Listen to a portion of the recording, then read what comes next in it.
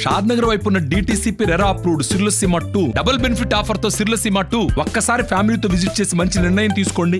ఈ ఉమ్మడి మహబూబ్నగర్ జిల్లాలో జరుగుతున్నటువంటి ఎమ్మెల్సీ ఎన్నికలకు సంబంధించి బీఆర్ఎస్ పార్టీ నాయకులు ముఖ్యంగా మొన్నటిదాకా యువరాజుగా చలామణైనటువంటి మాజీ మంత్రివర్యులు కేటీఆర్ గారు నీచానికి దిగజారిన రాజకీయాలకు ఒడిగడుతూ క్యాంపు రాజకీయాలను చేస్తూ సిగ్గు లేకుండా వారి క్యాంపులో వారు పాల్గొని అక్కడ వారి ఎంపీటీసీలను వారి నాయకులతో మాట్లాడగలిగారు. అసలు ఇవాళ కేటీఆర్ గారిని మరియు ఆ సమావేశంలో పాల్గొన్న మాజీ మంత్రులను మాజీ ఎమ్మెల్యేలను ప్రస్తుత ఎమ్మెల్యేను ఎమ్మెల్సీలను అందరినీ కూడా సూటిగా కాంగ్రెస్ పార్టీ ప్రశ్నిస్తూ ఉంది. ఏం ముఖం పెట్టుకొని మీరు స్థానిక సంస్థల ప్రతినిధులను అడ్రస్ చేస్తూ ఉన్నారు? 10 ఏళ్ళు వాళ్ళని పట్టించుకున్న పాపాన పోలేదు. వాళ్లకు కార్యాలయాల్లో కూర్చోవడానికి కుర్చీ లేదంటే పట్టించుకోలేదు. ఎమ్మెల్యేల ఇంటికి ఎంపీటీసీలు కౌన్సిలర్లు వస్తే లోపల కూర్చొని పలకరియకుండా పంపించినటువంటి దినాలు ఇవాళ ఇంకా ఎంపీటీసీలు కౌన్సిలర్లు మర్చిపోలేదు. వాళ్ళకు కనీసం ఒక మనిషికి ఇవ్వాల్సిన మర్యాద కూడా ఇవ్వలేదు. వాళ్ళ ప్రజాప్రతినిధులుగా వాళ్ళకి ఇచ్చే గౌరవం దూరం మాట, సామాన్య కార్యకర్తకి ఇచ్చే గౌరవం కూడా వాళ్ళకి ఇవ్వలేదు. వాళ్ళకు సముచిత స్థానం ఇవ్వలేదు, మర్యాద ఇవ్వలేదు, వాళ్ళతో కలిసి మాట్లాడలేదు, వాళ్ళ ఎది బాధలు కలుక్కోలేదు 10 ఏళ్ళు.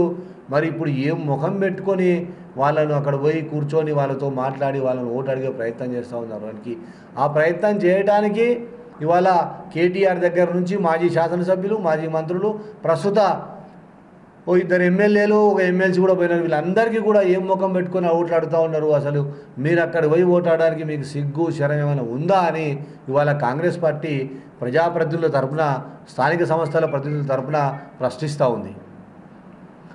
బిల్లులు రాక, చేసిన పనులకు బిల్లులు రాక ఆత్మహత్య చేసుకున్న సంఘటనలు ఇంకా మర్చిపోలేదు. ఇవాళ ఉమ్మడి మహబూబ్నగర్ జిల్లా ఒక సర్పంచులు కావచ్చు, ఎంపీటీసీలు కావచ్చు, ఎంతోమంది ఆ రకమైనటువంటి ముగింపు జరిగింది వాళ్ళ జీవితాలకు.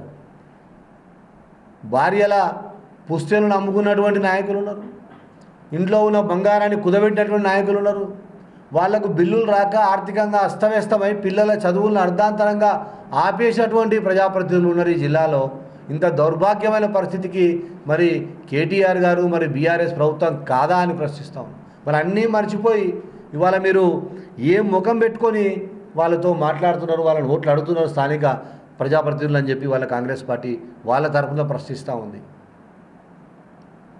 ఇవాళ గ్రామ పంచాయతీ కార్యాలయంలో కానీ, ఎంపీపీ కార్యాలయంలో కానీ అక్కడ పనిచేసే క్లాస్ 4 ఎంప్లాయీ ఒక అటెండర్ కూడా కూర్చోవడానికి డోర్ పక్కల ఒక చైరు, ఒక స్టూలో ఉంటుంది. కానీ ఇవాళ ఎంపీటీసీలకు ఎక్కడ కూడా స్థానం లేదు.